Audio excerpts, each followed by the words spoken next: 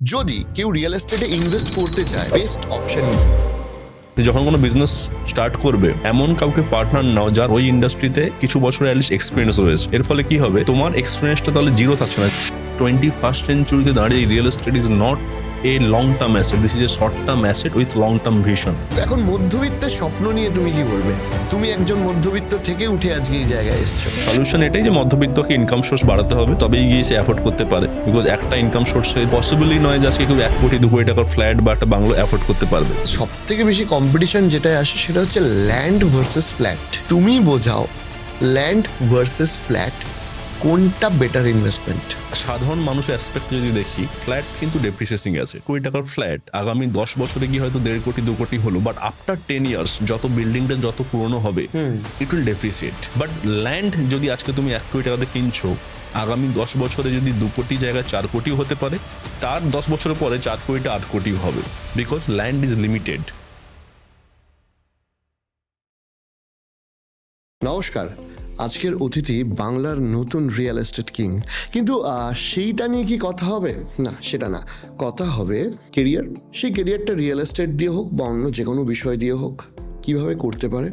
আজকে আমার বন্ধু সৌভিককে আনার মূল কারণ, একটা ছেলে একদম মধ্যবিত্ত ঘর থেকে উঠে আসা, একটা ছেলে কলকাতার বাইরে মেদিনীপুর জেলা থেকে উঠে আসা, এবং একটা ছেলে সো কল্ড একটা বিরাট বড়লোক পরিবারের ছেলে না হয়েও নিজের চেষ্টায় খুব অল্প বয়সে এত বড় একটা জায়গায় পৌঁছে যাওয়া, একটা কয়েকশো কোটির কোম্পানি তৈরি করা এই সহজ কাজ ছিল না। তাই ওর থেকে ওর জীবনের অভিজ্ঞতাটা শুনবো, যেটা আমার মনে হয় বিশেষত যারা জেন জি তাদের জন্য খুব মোটিভেশনাল হতে চলেছে।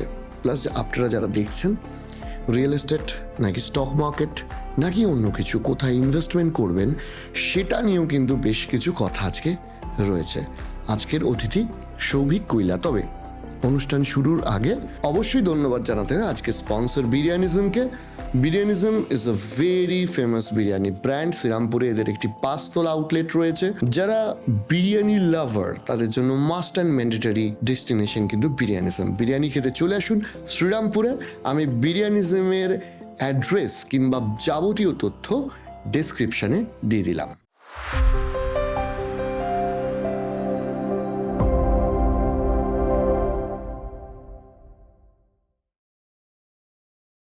আমাদের শহরের নতুন রিয়েল এস্টেট কিং, এটা আমার খুব গর্বের বিষয়। ঠিক আছে, এরকম কিং ফিং করো না।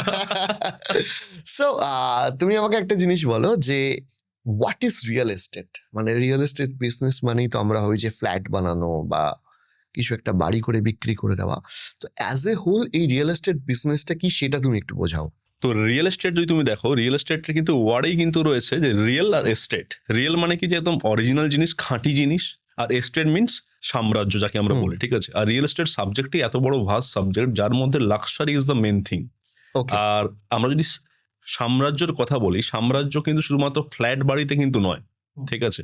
কারণ আজকের দিনে রিয়েল এস্টেট মানে সাধারণ মানুষ কিন্তু একটাই জিনিস বোঝে, কারণ ফ্ল্যাট।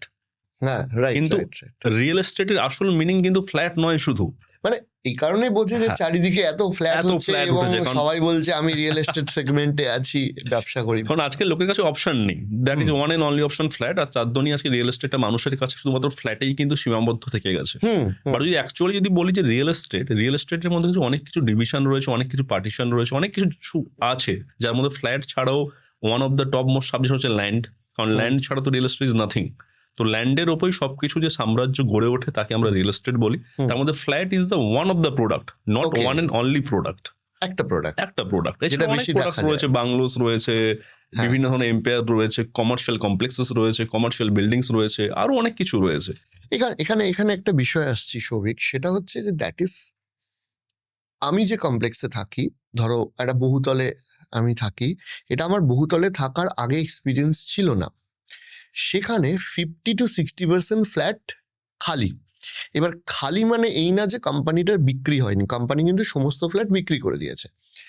খালি মিন্স তারা হয়তো বছরে 1বার বা 2বার আসেন, কেউ আসেনি না, তাদের জাস্ট ফ্ল্যাটটা তারা নিয়ে রেখেছেন। খুব সীমিত সংখ্যার লোক সেখানে ভাড়া দিতে পেরেছেন। তার কারণ হচ্ছে আমাদের শ্রীরামপুরের মতো একটা জায়গায় বহুতলের যে ভাড়াটা থাকে সেই ভাড়াটা অনেকে লোকাল লোক অ্যাফোর্ড করতে পারে না। স্বাভাবিক। তো এখনো পর্যন্ত তুমি যদি দেখো 40-50% ফ্ল্যাট খালি রয়েছে, তারা তালা দিয়ে রেখেছে, তাদের মাথায় ঢুকে গেছে যে এটা আমি একটা ইনভেস্ট করলাম। রাইট। সো রিয়েল এস্টেট কি রাইট নাও আজকের ডেটেও even after mutual fund, stock market, gold bond etcetera এটা কি সব থেকে সেফ ইনভেস্টমেন্ট? বা যদি কেউ রিয়েল এস্টেটে ইনভেস্ট করতে চায়, বেস্ট অপশন কি? এখানে তাহলে তুমি দুটো কোশ্চেন করলে। প্রথম হচ্ছে রিয়েল এস্টেট আজকের দিনে সেফ ইনভেস্টমেন্ট কিনা। যদি আমি সেই কথাতেই আসি, রিয়েল এস্টেটকে তুমি যদি দেখো আজকের ডেটেও মানুষ না লং টার্ম অ্যাসেট হিসাবে দেখে, হ্যাঁ কি না? একদম অ্যাপ্রিসিয়েটিং অ্যাসেট হিসাবে দেখে এবং সেটা লং টার্ম ভাবে আমি গাড়ি কিনলে আমার গাড়ির ভ্যালুয়েশন বছরের পর বছর কমছে, আর আমি যদি ফ্ল্যাটও কিনি তাহলে আমার কিছু না হলে ওটা বাড়বে। বাট ওটা টপিক আমি পরে আসছি। আমি ওই জন্য বললাম আমি বাড়বে রেশিওটা, মার্কেট ইনফ্লেশন না হলেও বাড়বে। বাট আজকের ডেটে রিয়েল এস্টেটটা যদি যে তুমি সাধারণ মানুষের চোখে দেখো না, আজকে সাধারণ মানুষের চোখে রিয়েল এস্টেটটা is a long term asset. But আজকে আমার চোখে বা আমার মতো কিছু বিজনেসম্যানের চোখে real estate is a short term asset, but long term vision. Okay, একটু বোঝাও। কারণ রিয়েল এস্টেটটা মানুষ কিভাবে, যে আমি আজকে রিয়েল এস্টেটটা কিনে নিলাম, লাইক ল্যান্ড হতে পারে, ফ্ল্যাট হতে পারে, সেটা আমি 10 বছর 15 বছর 20 বছর ফেলে রাখবো, দেন এটা গ্রোথ হবে, দেন আমি বিক্রি করে এখান থেকে পয়সা ইনকাম করবো। 21st সেঞ্চুরিতে দাঁড়িয়ে real estate is not a long term asset, this is a short term asset with long term vision. How?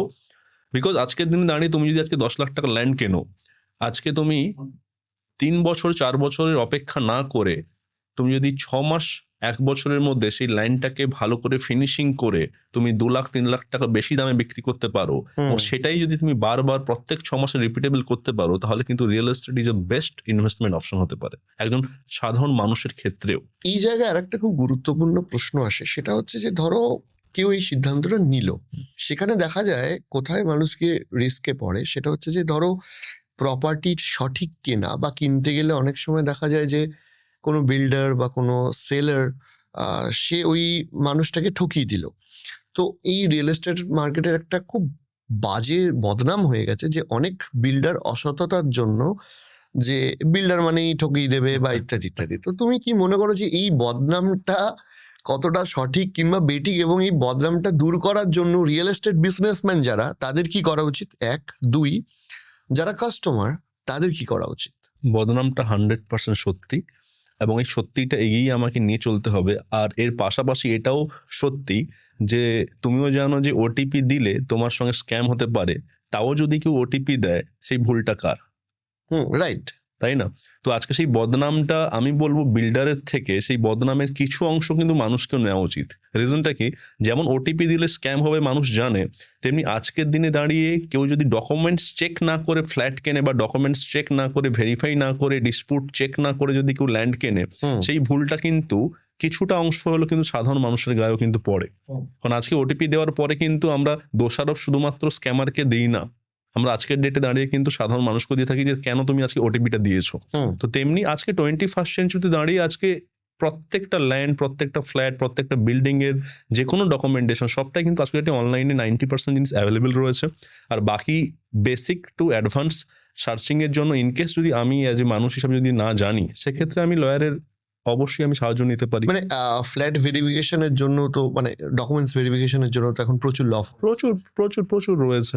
তো সেক্ষেত্রে বিনা সার্চিং করে তো যে কোনো প্রপার্টি, বিকজ আজকে স্ক্যাম তো সব জায়গায় হচ্ছে, তাই না? বাট এই স্ক্যামটা এমন একটা জিনিস যেটা কিন্তু মানুষকে উজাড় করে দিতে পারে।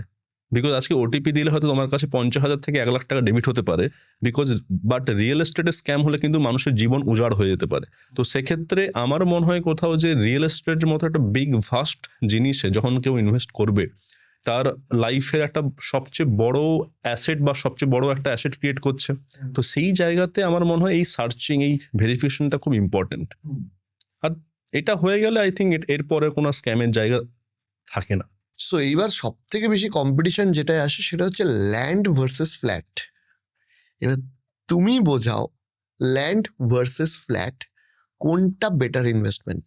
এটা শুধু আমি বলবো না, আজ থেকে 100 বছর 50 বছর আগেও আমাদের দাদিরাও বলতো আমাদের যে জমি কিনলে কিন্তু কেউ ঠকে না, বা আজ অব্দি তুমি কোনোদিন এটা শুনতে হয়তো কারোর থেকে মুখ দিয়ে এটা হয়তো শোনোনি যে আমি জমি কিনেছিলাম, আমি বরবাদ হয়ে গেছি। আজ অব্দি তুমি কোনোদিন কি এটা শুনেছো যে আমি জমি কিনেছিলাম, আমার লাইফ নষ্ট হয়ে গেছে, বরবাদ হয়ে গেছে, না, আমার সব লস না, হয়ে গেছে? উল্টে আমি এটা শুনেছি যে জমিটা ভবিষ্যতে অনেক অনেক মানে 100 গুণ রিটার্ন দিয়েছে। 100 গুণ রিটার্ন দিয়েছে, 10 গুণ রিটার্ন দিয়েছে, এরকম প্রচুর এক্সাম্পল লাইক মানে রয়েছে। মানে মানে লাইক আমি একটা উদাহরণ বলছি যে আমার এক বন্ধুর বাবা, হুম। মানে তাদের নিউ টাউনে 6 কাঠা জমি ছিল, সে লাস্টে বেচে মানে মানে কয়েক কোটি টাকা পেয়েছে, একদম, যেটা একদম, কয়েক right. হাজার টাকা দিয়ে কেনা ছিল। একদম 100% রাইট। বাট আজকে তুমি যদি যেটা তুমি কম্পারিজন করলে ল্যান্ড ভার্সেস ফ্ল্যাট, ফ্ল্যাটটা হচ্ছে ডেপ্রিসিয়েটিং অ্যাসেট। এটা হয়তো আমি বললে হয়তো অনেক ডেভেলপার আমাকে হয়তো মারতেও পারে, বাট এটা রিয়েল ট্রুথ। মানে আমিও অনেক ফ্ল্যাট বানিয়েছি, এখনো বানাচ্ছি। বাট যদি আমি সাধারণ মানুষের অ্যাসপেক্ট যদি দেখি, ল্যান্ড আর ফ্ল্যাটের মধ্যে, ফ্ল্যাট কিন্তু ডেপ্রিসিয়েটিং অ্যাসেট। একটা তুমি 1 কোটি টাকার ফ্ল্যাট আগামী 10 বছরে গিয়ে হয়তো 1.5 কোটি 2 কোটি হলো, বাট আফটার 10 ইয়ার্স যত বিল্ডিংটা যত পুরনো হবে, it will depreciate. Okay, got it. এই 1 কোটির ফ্ল্যাটটা যখন 2 কোটি হবে, 2 কোটি থেকে কিন্তু কোনোদিন 4 কোটি হবে না। 10 বছর পরে এই 2 কোটিটা 1 কোটি 80 হবে, আবার 1 কোটি 50 হবে, 1 কোটি 40 হবে। বাট ল্যান্ড যদি আজকে তুমি 1 কোটি টাকাতে কিনছো, আগামী 10 বছরে যদি 2 কোটি জায়গায় 4 কোটিও হতে পারে, তার 10 বছরের পরে 4 কোটিটা 8 কোটিও হবে, বিকজ ল্যান্ড ইজ লিমিটেড। তো আজকে ল্যান্ড হচ্ছে অ্যাপ্রিসিয়েটিং অ্যাসেট আর ফ্ল্যাট হচ্ছে ডেপ্রিসিয়েটিং অ্যাসেট। তো মানুষের প্রথম বাসস্থান বা প্রথম থাকার জন্য মানুষ ফ্ল্যাটটা চুজ করতে পারে, দ্যাট ইজ নো প্রবলেম।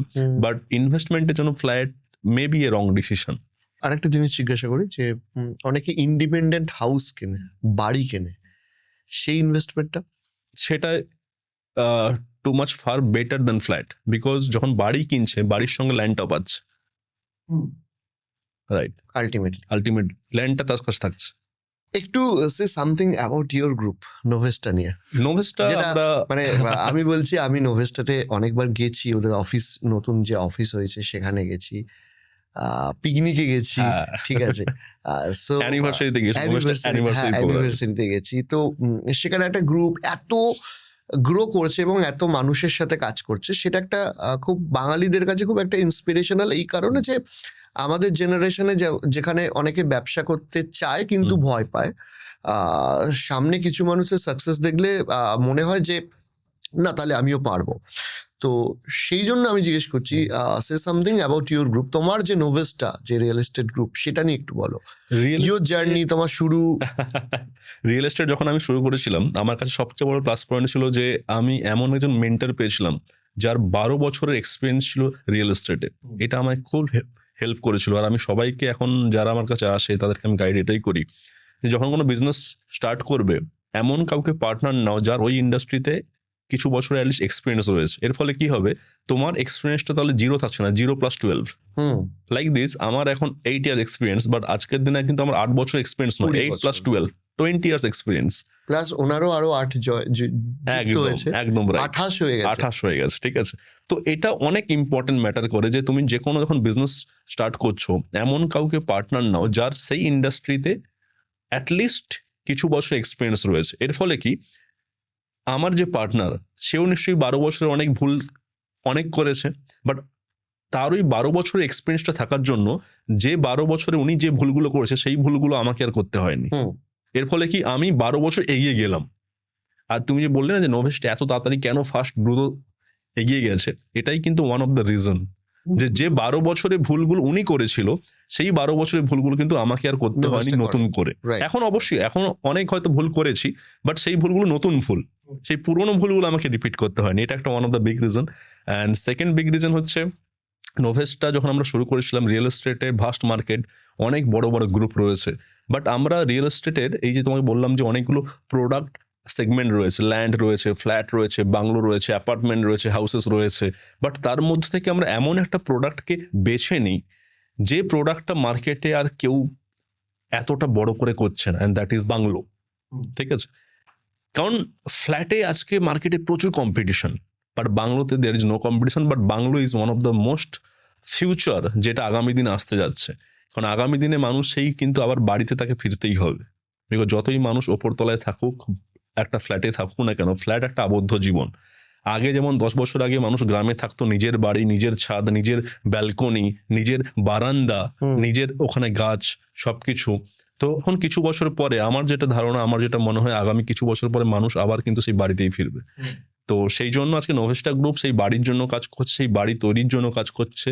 তো আজকে আমাদের সেই যে bungalow is the most favourable product, যেটা আমরা মার্কেটে পজিশন করেছি আজকে নোভেস্টা গ্রুপ, এটা একটা ওয়ান অফ দ্য রিজন যার জন্য মার্কেটে আজকে হিট করতে পেরেছি, যে আজকে বাংলোর জন্য নোভেস্টা গ্রুপের নাম মোটামুটি সবাই জানে।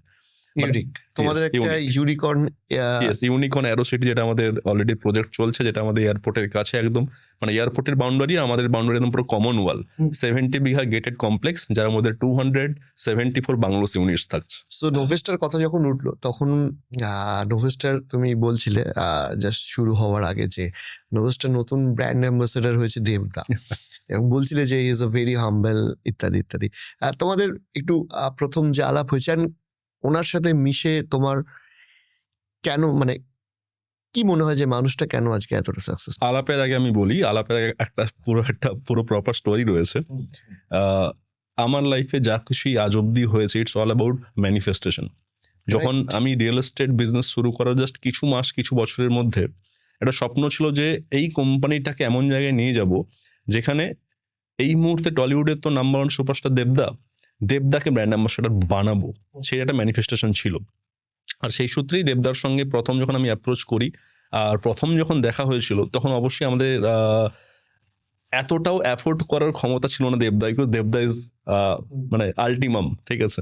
তখন দেবদাকে যখন প্রথম গিয়ে বলি যে তুমিও মেদিনীপুরের ছেলে, আমিও মেদিনীপুরের ছেলে, এই লাইনটা আমার এখনো মনে আছে যে তুমিও মেদিনীপুরের ছেলে, আমিও মেদিনীপুরের ছেলে, এইটুকু তোমাকে সাপোর্ট করতে হয় বস। কারণ নোভেস্টা এখন এমন নয় is too much big company, আমরা আস্তে আস্তে আমরা উঠছি এবং we are the growing company and we are the fastest growing, এটা একদম নো ডাউট। তখন দেবদা একটা কথা বলেছিল যে ঠিক আছে, আমার পক্ষে যতটা সম্ভব হবে আই উইল বি দেয়ার, আমি সাপোর্ট করবো, ঠিক আছে। তার জাস্ট কিছু মাসের মধ্যে আমরা যেটা চাইছিলাম, দেবদা অলমোস্ট ওটাতেই আমাদের সঙ্গে ইনভলভ হয়, এবং কিছু মাসের মধ্যে দেবদার সঙ্গে সম্পর্কটা ওই লেভেলে যায়, কারণ আমি তো ওনার কাছে সম্পূর্ণ আননোন। আজকে না ওনার সঙ্গে আমার আগে থেকে দেখা বা আগে থেকে কিছু, বাট জাস্ট কিছু মাসের মধ্যে আমার কোথাও মনে হয় যে আমাদের মধ্যে রিলেশনটা এতটা স্ট্রং হয়ে গেছে যে আমি যখন খুশি দেবদাকে অ্যাপ্রোচ করতে পারি, রাইট, যে কোনো প্রবলেমে অ্যাপ্রোচ করতে পারি, রাইট। প্রথম মিট আপ করে হয়েছিল? প্রথম মিট আপ হচ্ছে দেবদার ফ্ল্যাটে সাউথ সিটিতে, মানে ফার্স্ট মিট আপই। এবার একটু জাস্ট রিসেন্টলি আই থিঙ্ক কিছুদিন আগে 25 ডিসেম্বরে দেবদার বার্থডে ছিল। তো বার্থডেতে জেনারেলি আমি যখন সাউথ সিটিতে জাস্ট পৌঁছোই, বাইরে প্রচুর ভিড়, মানে প্রচুর ভিড় বলতে মানে কয়েকশো মানুষ সাউথ হাতে। সিটিতে? হ্যাঁ, সাউথ সিটিতে বাইরে আমি যখন প্রথম আমি সাউথ সিটিতে তো অত বড় কমপ্লেক্স, মানে ফ্ল্যাটের ওর বাইরে, মানে আমি সাউথ সিটিতে ওই দিন বিকেল 4-5টার দিকে আমি পৌঁছই, আর আমি দেখলাম গোটা রাস্তাটা ফাঁকা, বাট সাউথ সিটির সামনে একদম পুরো ভিড় ক্রাউড। আমি ভাবলাম হয়তো কোনো জ্যাম ফ্যাম মতো আটকে আছে, তারপর দেখলাম যে দেবদার ক্রাউড অ্যাকচুয়ালি, আর সবার হাতে কেক। মানে আমি ওখান থেকে সাউথ সিটি জাস্ট ক্রস করতে আমার 15 মিনিটস টাইম লাগলো, যেটা 1 থেকে 2 মিনিট হার্ডলি লাগে। তারপর যখন দেবদার কাছে পৌঁছলাম, আর দেবদার একটা ছোট্ট আমি ওই দিন একটা গিফট দিয়েছিলাম, আর দেন তারপর দেবদা বলে উঠলো যে মানে কেন হোয়াই, মানে মানে এতটাই হাম্বল পার্সন, মানে গিফটটাও মানে যে আমি দিচ্ছি তাতেও উনি কোশ্চেন করছে যে মানে হোয়াই। তো that kind of humble person দেবদা। আর সত্যি বলতে মানে এখন অব্দি যে এক্সপিরিয়েন্স দেবদার সঙ্গে মানে কোয়াইট ইমপ্রেসিভ।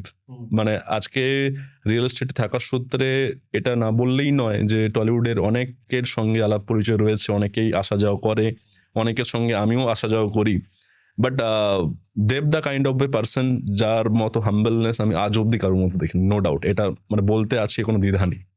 গ্রেট। এবার একটু তোমাদের মেগাস্টার, সুপারস্টার কিংবা তোমার মতো সাকসেসফুল বিজনেসম্যান ছেড়ে আমি আবার একবার মিডল ক্লাসের কথায় আসি। সেটা হচ্ছে যে এই যখনই রিয়েল এস্টেটের কথা হয় তখন মিডল ক্লাসদের পক্ষ থেকে একটা সত্যি বাস্তব অভিযোগ আসে, সে একটা প্রত্যেকের স্বপ্ন থাকে একটা ফ্ল্যাট, একটা বাড়ি বা একটা বাংলো ইভেন, ঠিক আছে, কিন্তু দিন দিন মিডল ক্লাসের আয়ত্তের বাইরে চলে যাচ্ছে এই রিয়েল এস্টেট। এমন একটা অ্যাসেট অ্যাপ্রিসিয়েশন বা এমন একটা দাম হচ্ছে যেখানে অনেকেই ফ্ল্যাট অ্যাফোর্ড করতে পারছেন না, প্রথম সমস্যা। দ্বিতীয় সমস্যা আর একটা জিনিস হচ্ছে যে লাক্সারি ফ্ল্যাট যেগুলো হচ্ছে, সেটা গুরগাঁওয়ের ক্ষেত্রে হোক, সেটা কলকাতার ক্ষেত্রে হোক, সেটা মুম্বাইয়ের ক্ষেত্রে হোক, সেগুলো হুড় হুড় করে বিক্রি হয়ে যাচ্ছে। তো তো এখন মধ্যবিত্তের স্বপ্ন নিয়ে তুমি কি বলবে? তুমি একজন মধ্যবিত্ত থেকে উঠে আজকে এই জায়গায় এসছো, তো সেটা নিয়ে আমি জিজ্ঞাসা করবো। আমার এক্ষেত্রে মনে হয় যতটা আর্লি ডিসিশন নেওয়া যায়, কারণ এখন থেকে আরো যত দিন যাবে, যত বছর পাল্টাবে, তত দাম আরো বাড়বে, তত আয়ত্তের বাইরে আরো যাবে।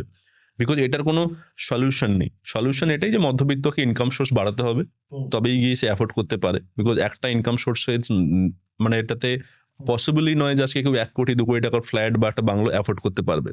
তো সেক্ষেত্রে মধ্যবিত্তদের যদি লিমিটেড যদি থাকে যে আমার এটাই ইনকাম, তো সেক্ষেত্রে যতটা আর্লি ডিসিশন নেওয়া যায়। বিকজ যে প্লটটা আমি ইউনিকর্ন অ্যারো সিটিতে 6 মাস আগে 27 লাখ টাকাতে বিক্রি করছিলাম, 3 মাস আগে তার দাম ছিল 30 লাখ, আজকের ডেটের দাম কিন্তু তার 33 লাখ।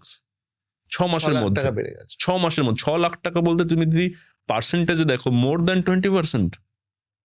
ইটস মোর দ্যান 20% 6 মাসের মধ্যে। আগামী 6 মাসে আরো 20% বেড়ে যাবে। তার মানে কি যে আজকে কেউ যদি নিজে ভাবে যে আমার ইনকামটা সীমাবদ্ধ, তাকে তাহলে ডিসিশনটা আগে নিতে হবে। আইদার যদি ডিসিশন পরে নেয় তাহলে তার ইনকাম সোর্সটা বাড়াতে হবে, multiple income sources. Otherwise not possible যে আজকে আমি 50 লাখ 1 কোটি টাকার প্রপার্টি ইজিলি অ্যাফোর্ড করতে পারবো। Right right. তবে যদিও ধরো ব্যাংক লোন ইএমআই একটা অপশন হতে পারে। Bank loan আচ্ছা, তো এই option। ইএমআই নিয়ে ফ্ল্যাট কেনা বা প্রপার্টি কেনা, ফ্ল্যাট বললে তুমি রেগে যাও, ইএমআই নিয়ে ধরো বাংলো কেনা বা যে কোনো কিছু, right right. Is it right? এটাতে মানে দুটো অ্যাঙ্গেল রয়েছে আসলে বস। মানে এটাতে তুমি যদি ইনভেস্টমেন্ট অ্যাঙ্গেল দেখো, it is not right. Okay, because আজকে কেউ যদি সিম্পল 50 লাখ টাকা যদি একটা ফ্ল্যাটই হয়, আমি বাংলার কথা ছেড়ে দিলাম, সাপোজ একটা ফ্ল্যাটই হয় 50 লাখ, কথা ছেড়ে দিচ্ছি, এটা একটা বড় খবর। আচ্ছা, 50 লাখে যদি একটা ফ্ল্যাট হয়, আমি আম আদমির কথা বলছি, কারণ বাংলোটা ইজ সামথিং লাক্সারি আইটেম, একটু luxury। একটু লাক্সারি আইটেম। তো যদি একটা 50 লাখে যদি একটা ফ্ল্যাট হয়, 10 লাখ টাকা ডাউন পেমেন্ট মিনিমাম লাগবেই, রাইট? আর 40 লাখ টাকা যদি ব্যাংক লোন হয়, কম করে 40,000 টাকা মান্থলি ইএমআই আসবে, ঠিক আছে? সেই 40,000 মান্থলি ইএমআই জায়গায় কেউ যদি সেম 50 লাখের ফ্ল্যাটটা যদি রেন্টে নিয়ে থাকে, তাহলে সেই 50 লাখের ফ্ল্যাটটার রেন্ট কত হবে? ম্যাক্সিমাম 15,000, এর চেয়ে বেশি, 20 মানে 20,000 furnished ম্যাক্সিমাম পেয়ে যাবে, 20 ফার্নিশড হয়ে যাবে, এর চেয়ে বেশি লাগবে না। তার মানে 20,000 সে মাসে এসআইপি করতে পারবে, 30,000 পাচ্ছে যদি 20,000 20,000 করতে পারবে। সেই 20,000 যদি এসআইপি করে, আগামী 20 বছর যদি এসআইপি করে, সেই অ্যামাউন্ট কিন্তু 1 কোটির ওপর কিন্তু হয়ে যাবে। তার মানে কি, অ্যাকর্ডিং টু ইনভেস্টমেন্ট, ব্যাংকে লোন নেওয়া এটা কিন্তু রং ডিসিশন হতে পারে। বাট কোথাও না কোথাও যখন আমরা বাড়ি বলি না বস, যে নিজের বাড়ি, সেক্ষেত্রে এসব অনেক ধুলোই মিশে যায়, এবং আমার সেটা কথা একটা কি মনে হয় ইমোশন। যে মানে ইএমআই করে তখনই নেওয়া উচিত যখন দিস ইজ প্রাইমারি ফ্ল্যাট বা বাংলা, মানে ওখানেই উনি না, সেটা থাকছেন। এজ ফ্যাক্টরের উপর ডিপেন্ড করে। সাপোজ আজকে কারোর এজ যদি 25 to 30 মধ্যে, তো সেক্ষেত্রে আই ডোন্ট থিঙ্ক যে ইএমআই নিয়ে ফ্ল্যাট নেওয়া উচিত। ওকে, সেক্ষেত্রে আমার মনে হয় ওই টাকাটা যদি এই জায়গাটা একটা কনফিউশনের জায়গা। মানে তোমার রিয়েল এস্টেটটা ঘাঁটা, সেটা হচ্ছে যে ধরো অনেকের স্বপ্ন থাকে, অনেকের বাড়ির প্রেশার থাকে, মানে ধরো নিজের ফ্ল্যাট না হলে বিয়ে দেবে না, মানে খুব জেনুইন প্রবলেম বলছি। হ্যাঁ, গার্লফ্রেন্ডের বাড়ি থেকে বলেছে বা বয়ফ্রেন্ডের বাড়ি থেকে বলেছে, হোয়াট এভার। তো অনেকে না চাপে পড়েও ফ্ল্যাট নিয়ে নেয়। অনেকে বলে যে বাড়ির লোক একটা বুদ্ধি দেয় যে লোন নিয়ে ফ্ল্যাট কিনে নেয়, ঠিক আছে? সো কখন আমি ইএমআই নিয়ে ফ্ল্যাট কিনবো, কখন কিনবো না, একটা তো তুমি বললে। যদি আমার প্রাইমারি থাকার নিজের একটাও ফ্ল্যাট নাও থাকে, তখনও বা কখন আমার ইএমআই নিয়ে কেনা উচিত আর কখন নেই? এটা ডিপেন্ড করে তুমি কোন এজে এখন রয়েছো। তোমার এজ যদি 20 to 25 কি 28 এর মধ্যে হয়, আই ডোন্ট থিঙ্ক তোমার ইএমআই নিয়ে ফ্ল্যাট কেনা উচিত। সেই টাকাটা তুমি যদি এসআইপি করো, আজকে ইএমআই তে কম করে 50 লাখের ফ্ল্যাটের ইএমআই 40,000 মিনিমাম আসবে। সেই 40-এর মধ্যে সেই ফ্ল্যাটটা তুমি 20,000-এ পাচ্ছ রেন্টে উইথ ফার্নিশড। বাকি 20,000 কি 25,000 তুমি যদি এসআইপি করো, আগামী 10 বছর 15 বছরে কিন্তু তোমার সেম ইকুয়াল টাকাটা হয়ে যাচ্ছে, যে তুমি পুরো ক্যাশ টাকাতে ফ্ল্যাট কিনতে পারবে, লোনের হেডেকটাই থাকবে না। বিকজ আজকে তুমি 50 লাখের ফ্ল্যাটটা তুমি যখন লোন নিয়ে কিনছো, অ্যাকচুয়ালি তো তোমার ফ্ল্যাট না, ওটা তো ব্যাংকের ফ্ল্যাট। ওই ডকুমেন্টস তো ব্যাংকের কাছে। তোমার মানসিক শান্তি যে তুমি 20 বছর পরে পাবে, হ্যাঁ কি না? আলটিমেটলি ওটা ব্যাংক, আলটিমেটলি তো ব্যাংকের ফ্ল্যাট, ওটা ব্যাংকে রেন্ট দিচ্ছ, তুমি ব্যাংকে রেন্ট দিচ্ছ। তুমি যদি ব্যাংকে যদি কোনো 3 মাস 4 মাস ইএমআই মিস করে দেখো, তোমাকে থাকতে দাও কিনা তুমি তাহলে ওটা দেখো। তোমার বাড়িওয়ালাকে যেমন 3 মাস রেন্ট না দিলে বাড়িওয়ালা থাকতে দেবে না, তুমি 3 মাস ইএমআই মিস করলেও তোমাকে তো ব্যাংক তো তোমাকে ওই ফ্ল্যাট থেকে তাড়িয়ে দেবে। তাহলে ফ্ল্যাটটা তো অ্যাকচুয়ালি তোমার নয়, ব্যাংকের। তো ব্যাংকের কাছে যখন কাগজ জমা রয়েছে, ব্যাংকের যখন ফ্ল্যাট, তার থেকে তুমি যে কোনো রেন্ট নিয়ে নাও ল্যান্ডলর্ডের থেকে, আর ওই বাকি টাকাটা এসআইপি করো। আফটার 20 ইয়ার্স বা আফটার 15 ইয়ার্স তোমার কাছে যে টাকাটা হয়ে যাবে, সেই টাকা তুমি এইরকম ফ্ল্যাট আরো 2টো কিনে নিতে পারবে ক্যাশ টাকাতে। Right right right. এবার আর একটা বিষয় আসি, তুমি যেটা বললে সেটা ইন জেনারেল রিয়েল এস্টেটের সাথে যুক্ত কেউ বলে না। যাই হোক, এটা আমি বলেছিলাম বলে অনেক রিয়েল এস্টেট ব্যবসায়ী আমাকে এসে কমেন্ট করেছিল, সেগুলো পরে দেখাবো ক্যামেরার না, সামনে। আজকে তোমার সঙ্গে কথাটা হার্ট টু হার্ট হচ্ছে, তো এটা আমার ডিউটি যে বলা। যাই হোক, এবার একটা বিষয় আসি, সেটা হচ্ছে যে ধরো অনেক সময় যখন ফ্ল্যাট কেনা হয় তখন আমাকে এক বিল্ডার বলেছিল যে আরাম যে ভালোই তো আসছে, ভালো মানে তার ভালো রেটে ফ্ল্যাট বিক্রি হয়েছিল, বলেছে শুধু আমার পড়ছে না, ঠিক আছে, অ্যাডমিনিস্ট্রেশন এই ওই তাই পলিটিক্স সবার টাকা হচ্ছে। তো রিয়েল এস্টেট বিজনেসে যারা আছে, ধরো আমি যদি কলকাতার কথা বলি বা যে কোনো জায়গার বলি, কোন কোন বিষয়গুলো বিল্ডিং বানানো ছাড়াও আর কি কি হ্যান্ডেল করতে হয়, ধরো মানে হুইচ ইজ মোর টাফ, কি পলিটিক্স, পুলিশ, প্রশাসন, ম্যানেজ করা, কাগজপত্র সবকিছু মিলে অ্যাকচুয়ালি হেডেকটা কিরকম? এই অ্যাডমিনিস্ট্রেটিভ, পুলিশ বা এই বাকি সব জিনিসগুলো ম্যানেজ তখনই করতে হয় যখন কিছু ইলিগাল কিছু থাকে। But when I am right, আমার land is clear, title deed is clear, আমার কাছে পজিশন ইজ 100% সেফ, তো সেক্ষেত্রে পুলিশ প্রশাসন বা অ্যাডমিনিস্ট্রেটিভ বা পলিটিক্যাল কোনো কিছুতেই এতটা প্রবলেম আসে না যতটা ওই প্রবলেমসগুলো থাকলে আসে। মানে আজকে আমার কাছে যদি 100% সবটাই পুরো সেফ থাকে, বল আমার ল্যান্ড পুরো ক্লিয়ার, পজিশন পুরো 100% রয়েছে এবং বিল্ডিং পুরো 100% প্ল্যান অ্যাপ্রুভড রয়েছে, তো সেক্ষেত্রে আশা করি কোনো বিল্ডারের খুব একটা হেল্প লাগে না। হেল্প কখন লাগে? যখন ল্যান্ডে কোনো ডিসপিউট থাকে। হেল্প কখন লাগে?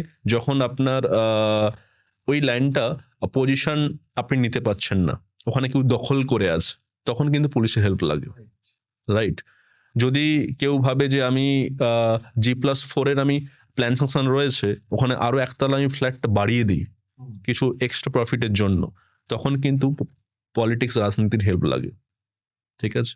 বাট আশা করি যে সমস্ত বিল্ডাররা আজকে নিজেদের একদম 100% স্বচ্ছতার সঙ্গে কাজ করছে, 100% ল্যান্ড ডিসপিউট ছাড়া, প্রপার প্ল্যান অ্যাপ্রুভাল নিয়ে, তাদের আই থিঙ্ক যে পুলিশ বা প্রশাসন বা অ্যাডমিনিস্ট্রেটিভ বা এছাড়া রাজনীতি কোনোটারই হেল্প খুব একটা দরকার হবে না। রাইট। টাফেস্ট কোশ্চেনটা করি পডকাস্টে,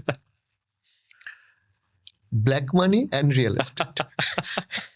এবার অনেকেই বলেছে যে ব্ল্যাক মানি না থাকলে রিয়েল এস্টেট পাম্পিং হয় না, বুস্ট হয় না। তুমি আছো, তোমাকে আমি প্রশ্নটা জিজ্ঞেস করি।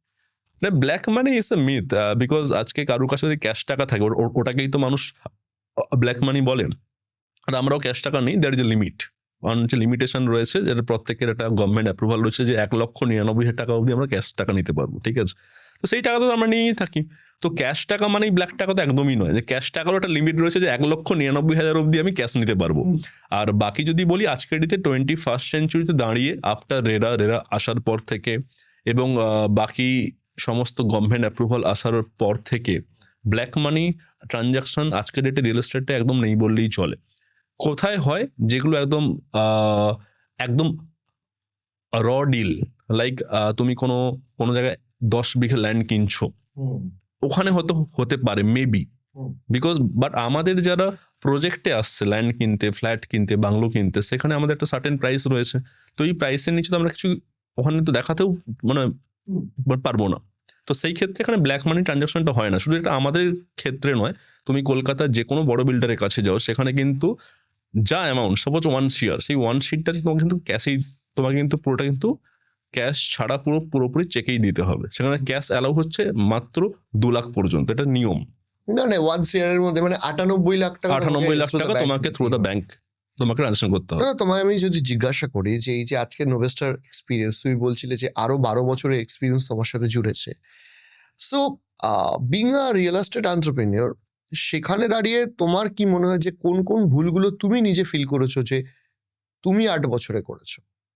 কারণ অনেক এখানে দর্শক আছে যারা রিয়েল এস্টেট ব্যবসা করতে চায়, আমি এরকম মানুষও দেখেছি, তুমি যেটা বললে যে একটা 10 লাখের ফ্ল্যাট কিনে 12 লাখে বিক্রি করে দিলাম 6 মাস বাদে, সেটাও পার্সোনালি কেউ নিজের ছোট ছোট করে করতে চায়। আমি সেই জন্য জিজ্ঞাসা করছি যে কোন কোন ভুলগুলো তুমিও করেছো বলে মনে হয়, যেগুলো ভবিষ্যতে বিজনেস প্ল্যানে না করা উচিত? রিয়েল এস্টেট যদি ভুল বলা হয় না, মানে এটা তো প্রত্যেক দিনই আমরা অলমোস্ট কিছু না কিছু ভুল করে থাকি।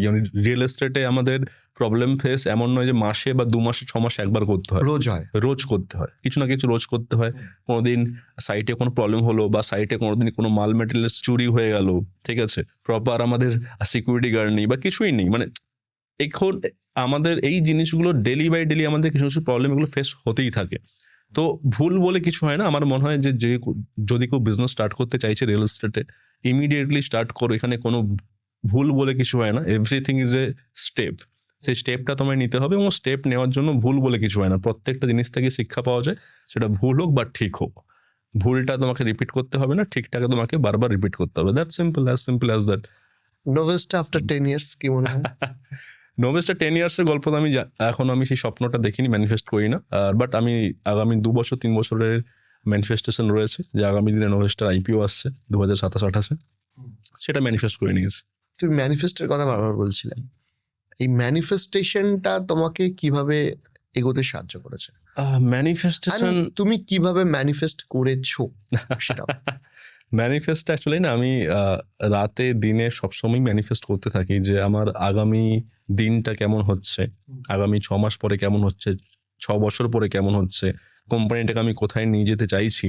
অ্যাজ এক্সাম্পল যে এখন ব্র্যান্ড অ্যাম্বাসেডর দেব, তো আমার এখন থেকে ফিক্সড যে আগামী 2027 ব্র্যান্ড অ্যাম্বাসেডর কে, বাট তার সঙ্গে এখনো কোনো আমার কিন্তু কানেকশন নেই। বাট আমি ম্যানিফেস্ট করে নিয়েছি যে আগামী 2027 ব্র্যান্ড অ্যাম্বাসেডর MS ধোনি, আমি অ্যানাউন্সও করে দিলাম। ওকে, দ্যাট ম্যানিফেস্টেশন। আর এই দেবকে যে ব্র্যান্ড অ্যাম্বাসেডর নেব, সেই ম্যানিফেস্টেশন আমার 2 বছর আগে থেকে অ্যানাউন্সমেন্ট হয়েছিল। তার যদি কোনো ক্লিপ থাকে তোমাকে আমি দিয়ে দেবো। আচ্ছা। তো দ্যাট কাইন্ড অফ ম্যানিফেস্টেশন। এই যে আমি বলছি 2028 IPO, সেটা আমার 2 বছর আগে থেকে অ্যানাউন্সমেন্ট হয়ে আছে অলরেডি। এবং তুমি আগের পডকাস্টও, ইয়েস, তুমি যদি আমার অফিসে যাও, আমার অফিসের এন্ট্রি গেটটা ক্রস করে ওখানে বড় একটা হোর্ডিং দেখতে হবে, যেটা অলরেডি প্রিন্ট করা এবং চেপকানো রয়েছে ওখানে, যে 2028 IPO আসছে। ওকে, এইটা বলছো প্রিন্টেড, সাইকোলজিক্যালি হেল্প করে, ডেটেড গোল। মানে এখানে কোনো আলাদা কিছু নেই, মানে এমন নয় যে MS ধোনি ব্র্যান্ড অ্যাম্বাসেডর 2027 জায়গায় 28 হবে, 27ই হবে, লাইক দিস ডেটেড গোল। কারণ গোল আর ডেটেড গোলের মধ্যে একটা সিম্পল লাইন রয়েছে। কেউ যদি গোল নিচ্ছে না যে আমি আজকে বিরিয়ানি খাবো, ঠিক আছে, এবার আজকে কখন খাবো সে তো না, এই গোলটা মানুষ নিক, আমি চাই প্রতিদিন নিক, ঠিক আছে, যে বিরিয়ানি খাবো, যে তোমার যে সাপোজ বিরিয়ানি যেমন রয়েছে, বিরিয়ানি খাবো, হ্যাঁ, যে বিরিয়ানির জন্য বিরিয়ানি খাবো, ঠিক আছে। এবার সাপোজ ধরো সে সকালে ঘুম থেকে উঠে ডিসাইড করলো যে আজকে আমি বিরিয়ানি খাবো, বাট সে যদি ডিসাইড এটা করতো যে আমি আজকে দুপুর 12টার সময় বিরিয়ানি খাবো, তাহলে কিন্তু সে 12টায় পৌঁছে যেত। বাট যেহেতু সে টাইমটা ডিসাইড করেনি, দ্যাটস ওয়াই কিন্তু সে হয়তো সন্ধে অবধি হয়তো সে তো পৌঁছলেই না, হয়তো আরো 2 দিন লেটও হয়ে গেল, কি যাবো। তারপর দিন সকালে উঠে আবার স্বপ্ন নিল, আবার ডিসাইড করলো আবার আমি আজকে বিরিয়ানি খেতে যাবো, বাট আর যাওয়া হচ্ছে না। তো গোল যখন নেবে, তার সঙ্গে ডেট এবং টাইম, এটা খুব important factor. Without dated goal is a goal. মানে আপনারা একদম সঠিক টাইমে অ্যাটলিস্ট বিরিয়ানিটা টাইম অনুযায়ী ম্যানিফেস্ট করুন, তাহলে আবার আসবেন না ম্যানিফেস্ট না করার জন্য। আমরা মোটামুটি ম্যানিফেস্ট করে রেডি থাকি প্রতিদিন 12টা থেকে, না ইনফ্যাক্ট 11:30 থেকে, যে ম্যানিফেস্ট করেছে তাকে বিরিয়ানি খাওয়াবো। সো আরেকটা জিনিস আমি আগের বারও প্রশ্ন করেছিলাম, তোমার এই বছরে আরো এখন আরো এক্সপিরিয়েন্স বেড়েছে, নোভেস্টার অফিস বেড়েছে, ইত্যাদি এবং বা পরিচিতি বেড়েছে। ইনফ্যাক্ট ধরো একটা জার্নি, যে জার্নিটার মধ্যে তো সব কিছু ঠিক থাকে না। আমি যত এন্টারপ্রেনিউর এসছে তাদের প্রত্যেককেই জিজ্ঞাসা করেছি যে এই যে মোটিভেশন, তোমার এখানে আমি দেখছিলাম সোনু শর্মা এসছিলেন, তোমার ওয়েস্টিনে সম্ভবত তোমাদের এটা হয়েছে, অফিসেও এসছিলেন।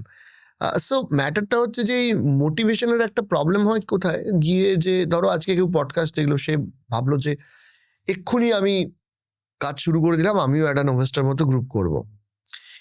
তারপর দেখা গেল 2 দিন গেল, 3 দিন গেল, তার সেই পাম্পটা থাকে না।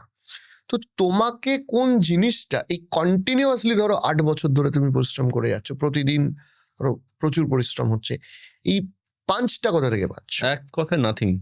If it is decided, it decided, এটা যদি করতে হবে আমাকে তো করতে হবে, that's it. There is no motivation, because motivation is temporary. Right, আমি এটাই বলছি। যেমন যদি আজকে বলি আমাদের ফোনের ব্যাটারি চার্জ ইজ টেম্পোরারি, তুমি চার্জ দিলে আগামী একদিন পর চার্জ তো আস্তে আস্তে করতে জিরো হবেই, কারণ আবার চার্জ দিতে হবে। তো মোটিভেশন নেভার ওয়ার্কআউট। বাট আজকে যদি আমি ডিসাইড করে নিয়েছি যে দ্যাট ইজ ডিসাইডেড, যে আজকে আমাকে এই জায়গাটাতে আমাকে গিয়ে এই মিটিংটা শেষ করতে হবে, তো শেষ করতে হবে, দ্যাটস ইট। আমাকে আগামী 1 মাসের মধ্যে আমাকে 10টা সেল করতে হবে, 10খানা সেল করতে হবে, by any how means any how, by hook or by crook, that's it. তো there is no motivation, nothing. আর একটা প্রশ্ন, সেটা হচ্ছে how to build a brand. একজন মানুষ সে যে কোনো বিজনেসে থাকুক, ব্র্যান্ড কি করে বিল্ড করবে? Brand building is a combination of many things like marketing, campaigning, client review, and most important, your presence in terms of your product, in terms of আর কি হতে পারে প্রোডাক্ট ছাড়া, প্রোডাক্ট আই থিঙ্ক, হ্যাঁ ব্যাস এটাই। মানে কারণ ব্র্যান্ড বিল্ডিং তো যে কোনো একটা জিনিস হতে পারে না, কারণ marketing is the one of the part. ধরো আমি আমি আমি আমি ডিফারেন্ট হচ্ছি, যে ধরো রিয়েল এস্টেট ছাড়াও কেউ আজকে ধরো লাইক একটা ফোনের দোকান করেছে, একটা মোমোর দোকান করেছে, বা ইত্যাদি ইত্যাদি। তার ক্ষেত্রে লিমিটেড জায়গা থেকে শুরু করার কথা বলছে। আজকে ধরো নোভেস্টা হিউজ ফান্ড, যেখানে তারা টপ টপ মিডিয়াতে অ্যাড দিতে পারছে। আমি বলছি একদম গ্রাউন্ড স্টেজ থেকে ধরো কেউ ব্র্যান্ড বিল্ডিং। না, নোভেস্টা এখন টপ অ্যাড দিতে পারছে মানে যে 3 বছর আগে টপ অ্যাড আমি দিতে ওই পারছিল তা নয়। ওই জায়গাটাই জিজ্ঞেস করছি, শুরুর দিকটা। শুরুর দিকে আমি ছোট এক্সাম্পল দিচ্ছি, এই যে বললেন টপ অ্যাড দিচ্ছে, তার জন্য একটা সিম্পল কথা বলছি আপনাকে, যে আজকে আমার কাছে সমস্ত বড় বড় টপ মিডিয়া হাউসরা অ্যাপ্রোচ করে, এবিপি আনন্দ, নিউজ 18 থেকে শুরু করে বিভিন্ন মিডিয়া হাউসে আমাদের আজকে বিগ অ্যাড চলে, ঠিক আছে। বাট সত্যি চলার ক্ষেত্রে না, আমি কোনোদিন ওদেরকে অ্যাপ্রোচ করিনি, তারাই আমাদের অ্যাপ্রোচ করেছিল। কখন অ্যাপ্রোচ করেছিল? যখন আমাদের লোগোটা ছোট ছোট জায়গাতে ওরা কিন্তু দেখতে পেয়েছিল। আমি ওদের কাছে একবারও কিন্তু আজ অব্দি যাইনি। আমাকে এবিপি আনন্দ নিজে থেকে অ্যাপ্রোচ করেছে, নিউজ 18 অ্যাপ্রোচ করেছে, বিভিন্ন মিডিয়া হাউস অ্যাপ্রোচ করেছে, রেডিও এফএম অ্যাপ্রোচ করেছে, 98.3 অ্যাপ্রোচ করেছে। এই ছোট ছোট জায়গাগুলো কোনগুলো? ছোট ছোট ইভেন্ট, সাপোজ আজকে কোথাও সিম্পল একটা এমন একটা ইভেন্ট হচ্ছে যেখানে তোমার হয়তো 100 টাকা খরচ হওয়ার কথা, তুমি 100 টাকা ওখানে খরচা করলে, বাট ওখানে হয়তো আরো 10 জনের চোখে ওই জিনিসটা পড়লো যে তুমি করলে। তো সেই ছোট ছোট জিনিসগুলো তোমাকে স্টেপ আউট করতে হবে। সাপোজ অ্যাজ এক্সাম্পল, যে আজকে আমার আজকের ডেটে মার্কেটিং বাজেট 1000 টাকা, বাট 3 বছর আগে কিন্তু আমি 10 টাকা থেকে হয়তো আমি স্টার্ট করেছিলাম। তো এই 10 করে যখন আমি যখন করতে স্টার্ট করলাম, তখন কিন্তু যারা 100 লোকজন, তারা ব্যাপারটা নজর কাড়লো। এটা যে খুব একদম সিম্পলিসিটিতে বলছি তোমায় আমি, যে আজকে নোভেস্টার অ্যাড বাজেট 1000 টাকা, বাট আজ থেকে 3 বছর আগে বাজেট ছিল 10 টাকা, ঠিক আছে। সেই 10 টাকার যখন আমি অ্যাডটা যখন আমি স্প্রেড করা স্টার্ট করি, তখন যারা 100 টাকার লেভেলে ছিল তারা ওই ব্যাপারটা লক্ষ্য করলো, দেন তারা আমাকে অ্যাপ্রোচ করলো। দেন আমি 100 টাকা যখন আমি বাজেট করলাম, দেন 100 টাকা যখন আমি যখন স্প্রেড করলাম, তখন ওই 1000 টাকা যারা লোকজন তারা যখন দেখতে শুরু করলো, দেন তারা আমাকে অ্যাপ্রোচ করলো। দেন আস্তে আস্তে করে এইভাবেই হয় বিল্ড আপ। কারণ তোমাকে স্টার্ট ফ্রম দ্য স্মল। কোনদিন জাম্প আজ অব্দি হয়নি, আর না কোনদিন হবেও। Start from the small always. আর ফাইনালি একটা প্রশ্ন জিজ্ঞাসা করবো, সেটা হচ্ছে যে ফিউচার ইন কলকাতা কোন কোন সেগমেন্টে গ্রো করবে বলে মনে করছো? Education, health and real estate. তুমি যেহেতু রিয়েল এস্টেটে রয়েছো, তুমি ফিউচারের 3টে অপশন বললে। রিয়েল এস্টেটের ক্ষেত্রে আমি তোমায় জিজ্ঞাসা করছি যে এই যে কেরিয়ার, ধরো অনেকের কাছে টাকা নেই, সেই বা রিয়েল এস্টেটে কেরিয়ারটা শুরু করবে কি করে? যেমন আমি শুরু করেছিলাম, অ্যাজ সিম্পল অ্যাজ দ্যাট, যে আজকে আমি যখন শুরু করেছিলাম আজ থেকে 8 বছর আগে, তখন আমার লাইফে এমন একজন পার্সন এসেছিল যার 12 ইয়ার এক্সপিরিয়েন্স ছিল, রাইট।